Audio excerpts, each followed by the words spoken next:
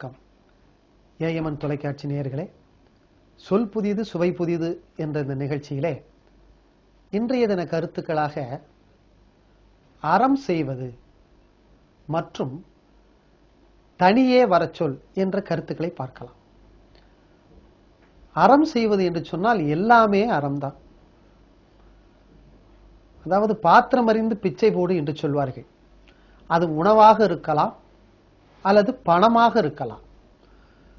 திருக்குறள்ல வள்ளுவர் கூட என்ன சொல்லியிருக்கிறார் என்று சொன்னால், செல்வம் படைத்தவர்கள் ஏன் அவனிடம் மட்டும் செல்வம் இருக்கிறது என்று சொன்னால், அந்த செல்வத்தை சேமிப்பதற்கு இன்றைய தினத்திலே வங்கி தொடங்கி இருக்கிறார்கள்.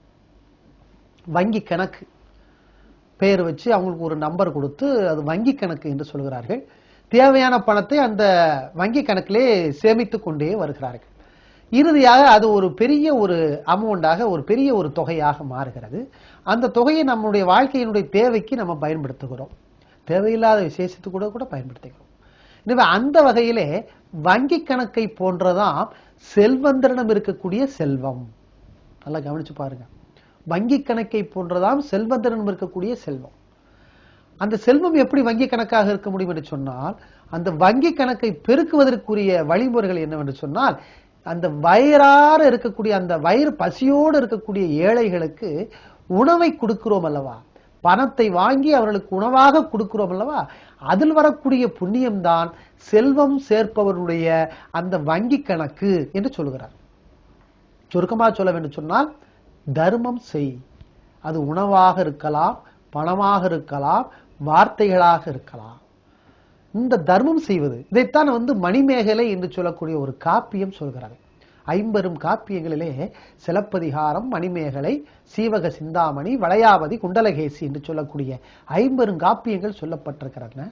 அந்த 50 காப்பியங்களிலே மணிமேகலை என்று சொல்லக்கூடிய காப்பியமானது மிகுந்த ஒரு உன்னதமான ஒரு காப்பியமாக தென்படுகிறது. என்னவென்று சொன்னால், உலகத்திலே வறுமை நிறைந்தவர்கள் இந்தியர்கள். இந்தியர்கள் வறுமை கோட்டுக்கு கீழே இருக்கின்றவர்கள் மிக மிக அதிகமாக இருக்கிறார்கள் இந்தியாவிலே எனக்கு உலக கணக்கெடுப்பு கூறுகிறது.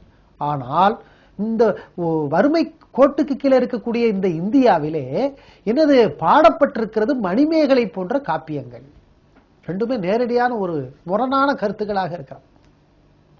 மணிமேகலை காப்பியம் பாடப்பட்டால் வறுமை போக்கியிருக்க வேண்டும். ஆனால் போக்காமல் வறுமை இருக்கக்கூடிய இன்றைய காலகட்டத்தில் கூட வறுமை இருக்கக்கூடிய இந்த இந்தியாவிலே வறுமை போக்கக்கூடிய மாமருந்தை சொல்லி இருக்கிறது மணிமேகலை. அதனுடைய கருத்து என்னவென்று சொன்னால், உண்டி கொடுத்தோர் உயிர் கொடுத்தோரே என்று சொல்லியிருக்கிறது. உண்டி என்று சொன்னால் உணவு. அந்த உணவை பிறருக்கு, ஏழைகளுக்கு கொடுத்தால் அந்த உயிர் போகக்கூடிய நிலையில இருக்கக்கூடிய ஏழை என்ன செய்வான், அந்த உணவை வாங்கி புசித்து விட்டு அதனால் உயிர் வருவான், உடல் ரீதியாக உயிர் வருவான். அதாவது உண்டி கொடுத்தோர் உயிர் கொடுக்கிறதுக்கு சமம், உணவை கொடுத்தோர் உயிர் கொடுப்பதற்கு சமம் என்பது மணிமேகலை சொல்லப்பட்டது. எனவே காப்பியங்கள் அனைத்துமே வாழ்க்கையை செப்பமிடுவதற்காக பாடப்பட்டவையா. இந்த இடத்துல நம்ம ரஷ்யாவில் நடந்த ஒரு நிகழ்ச்சியை பார்க்க வேண்டும். லியோ டால்ஸ்டாய் என்று சொல்லக்கூடிய ஒரு எழுத்தாளர். அந்த எழுத்தாளன் ரஷ்யாவினுடைய வீதிகளிலே சென்று கொண்டிருந்தாலும், ஏன்னா அன்றைய காலத்திலே ரஷ்யாவில் அதிகமான பிச்சைக்காரர்கள் இருந்ததாக வரலாறு சொல்கிறார்.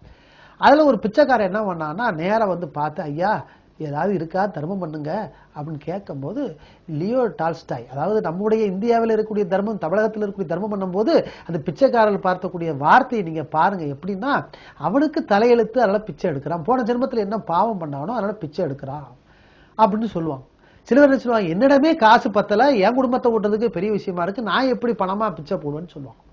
எனவே பணமாகவோ அல்லது உணவாகவோ பிச்சைப்படுவது ஒரு முக்கிய விஷயம் அல்ல.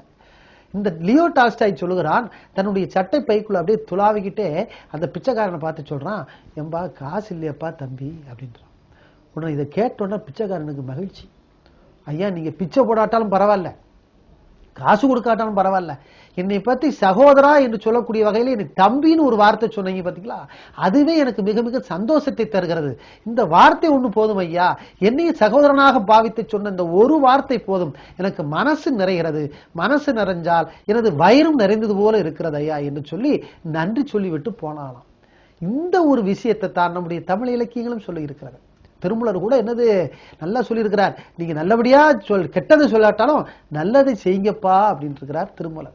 அதைத்தான் புறநானூறு பாடல்ல கூட என்ன செய்யறாரு, நீங்க நல்ல விஷயத்தை செய்யாட்டாலும் பரவாயில்ல, கெட்ட விஷயத்தை மட்டும் செய்யாம இருங்க அப்படின்னு புறநானூறு பாடலும் சொல்லியிருக்கிறது. எனவே இந்த விஷயம்தான் உலகத்தினுடைய பல நாடுகளுக்கும் பரவி இருக்கிறது. எனவே இப்ப இருக்கிற காலகட்டத்தில் உணவை போடுவது அல்லது பணத்தை கொடுப்பது மட்டும் அறம் அல்ல. எது அறம் என்று சொன்னால், இந்த பிளாஸ்டிக் உள்ள பொருள்களை எனது கண்ட இடத்துல கொட்டாமல் இருப்பதும் ஒரு வகையான அறம் என்று சொன்னால், எதிர்கால சந்ததிகள் இந்த பூமியை கெடாமல் அவரிடம் ஒப்படைப்பது என்பது முக்கியமான ஒரு அறம். இரண்டாவது, குப்பைகளை ஆங்காங்கே கொட்டக்கூடாது என்று சொல்வார்கள் அல்லவா, அதை செய்வதும் ஒரு அறம். எச்சிலை ஆங்காங்கே துப்பக்கூடாது என்று சொல்வார்கள் அல்லவா, அது செய்வதும் ஒரு அறம். மரங்களை வெட்டக்கூடாது, மழை வராமல் போய்விடும், அதை செய்வதும் ஒரு அறம். எனவே இந்த சமுதாயத்திற்கு என்னென்ன தென்படுகிறதோ, என்னென்ன உதவி தென்படுகிறதோ, வருங்கால சந்ததியருக்கு எதெல்லாம் செய்யலாமோ அதெல்லாம் செய்து கூட ஒரு வகையான அறம். பணம் இருந்தால் மட்டும்தான் பிச்சை போடுவது என்பது அறம் அல்ல. உணவு இருந்தால் மட்டும்தான் உணவை கொடுப்பது அறம் அல்ல. நம்மால எவ்வளவு செய்ய முடியுமோ எல்லாமே அறம்தான். எனவேதான் எதுவும் அறம்தான் என்ற ஒரு கருத்தை உங்கள் முன் படைப்பதற்கு ஆசைப்படுகிறேன். இன்னொன்று, தனியாக வரச்சொல் என்று ஒரு கருத்தை சொன்னேன். தனியே வரச்சொல், அது என்ன தனியே வரச்சொல்? தனியே வந்தால் நாம் எப்படி தனியாக வந்தோமோ அது மாதிரிதான் தனியாக போக போகிறோம் என்று ஒரு அர்த்தம். பெரிய வேதத்தை இயற்றிய வியாசர் ஒருவர், அவர்தான் வேதத்தை இயற்றுவதாக சொல்லியிருக்கிறார்கள். மகாபாரதத்தை எழுதியவரும் சொன்னவரும் அவர்தான். விநாயகர் தன்னுடைய தந்தத்தை ஒடித்து அது எழுத்தாணியாக பயன்பட்டு மகாபாரதத்தை எழுதியிருக்கிறதா சொல்லியிருக்கிறார்கள் புராணக்கதை. எனவே இந்த வேத வியாசர் என்று சொல்லக்கூடியவர், அவனுக்கு ஒரு பையன், அவன் பேர் என்னது, சுகர். அதாவது குறிப்பாக அங்க இருக்கக்கூடியவர்களாம் சுக பிரம்ம மகரிஷி என்று சொல்வார்களாம்.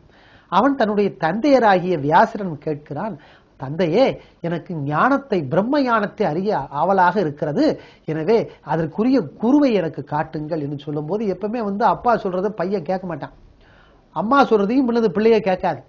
எனவே பிரம்ம ஞானத்தை போதிப்பதற்கு தான் சொன்னால் இவன் கேட்க மாட்டான் என்று என்ன செய்கிறாராம், நேர மிதலைக்கு போ, அங்கு மன்னன் ஜனகனை பார், அவன் உனக்கு பிரம்ம ஞானத்தை போதிப்பதற்குரிய மிக அருமையான ஒரு குருவாக திகழ்வார் என்று சொல்லி என்ன செய்யறான், தன்னுடைய பையனை அனுப்புறான்.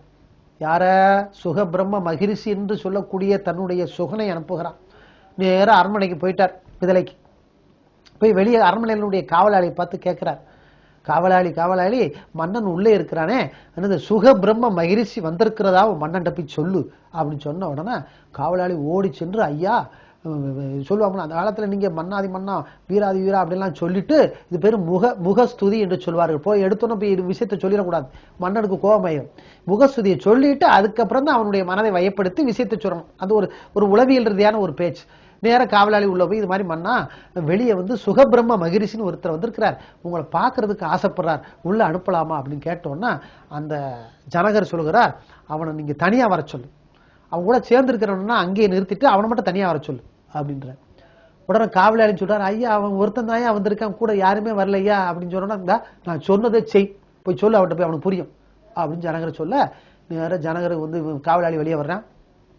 ஜனகர் தன்னுடைய மன்னன் சொன்னதை சொல்றான், ஐயா உங்களை தனியா வர சொல்லியிருக்கிறார் ஐயா அப்படின்றா. சுத்தில ஆள் இல்லை, இருந்தாலும் காவலாளி சுத்தி முத்தி பார்த்துட்டு உன்னை தனியா வர சொல்லியிருக்கிறார் மன்னன் சொன்னோன்னா அவனுக்கு ஒன்றும் புரியல, யாருக்கு, சுகபிரம்ம மகரிஷிக்கு என்ன தனியா வர சொல்றாரு அப்படின்னு சொல்லிட்டு பாக்குறா. அப்ப கொஞ்சம் ஆலோசனை பண்ணி, ஓஹோ இந்த மகரிஷின்னு ஒரு பட்டம் வச்சு சேர்த்திருக்கனே அதை எடுக்க சொல்லியிருக்கிறாரோ, சரி காவலாளியே சுகபிரம்மன் வந்திருக்கிறதா உன் மன்னன் போய் சொல்லு அப்படின்னு சொன்னோன்னா காவலாளி சரியா சொல்லிட்டு வந்துறேன்னு சொல்லி நேர ஜனகிட்ட போறாரு.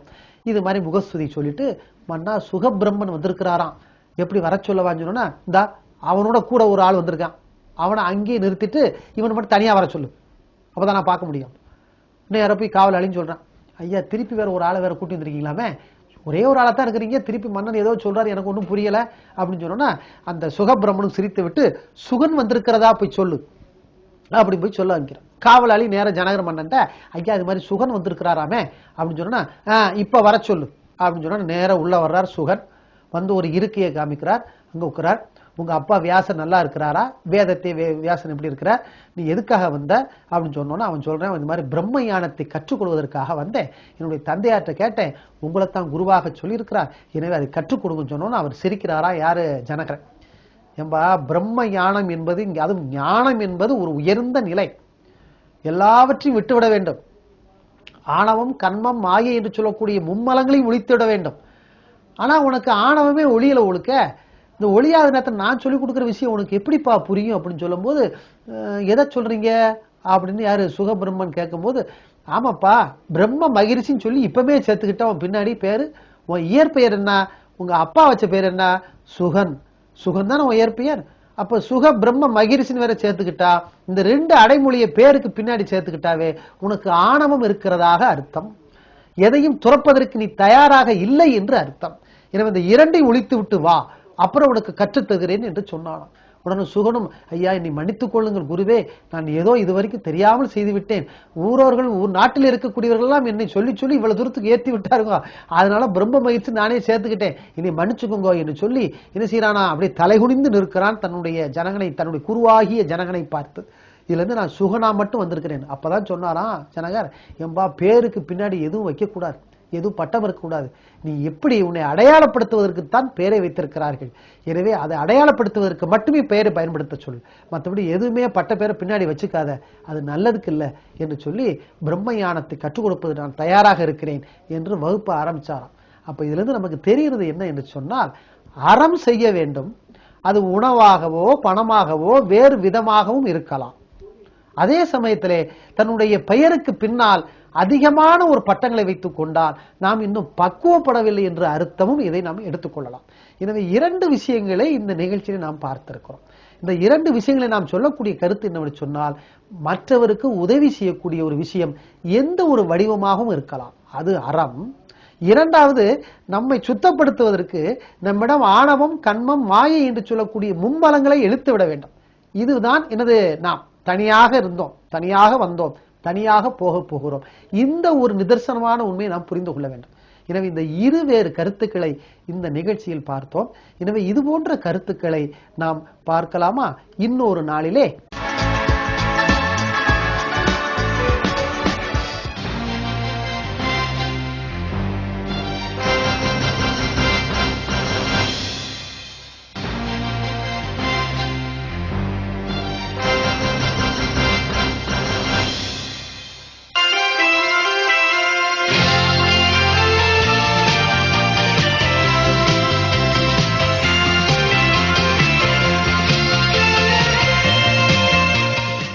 வணக்கம் ஏஎம்என் தொலைக்காட்சி நேயர்களே, சொல் புதியது சுவை புதியது என்ற இந்த நிகழ்ச்சியிலே ஆணவமே அழிவுக்கு ஆயுதம் அப்படின்ற ஒரு கருத்தை நாம் இன்றைய தின நிகழ்ச்சியாக பார்க்கலாம்.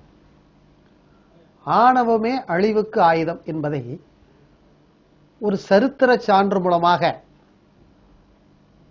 ஒரு ராமாயணத்தினுடைய ஒரு நிகழ்வு மூலமாக இந்த இடத்திலே பார்ப்பதை நாம் பெருமையாக கருதும்.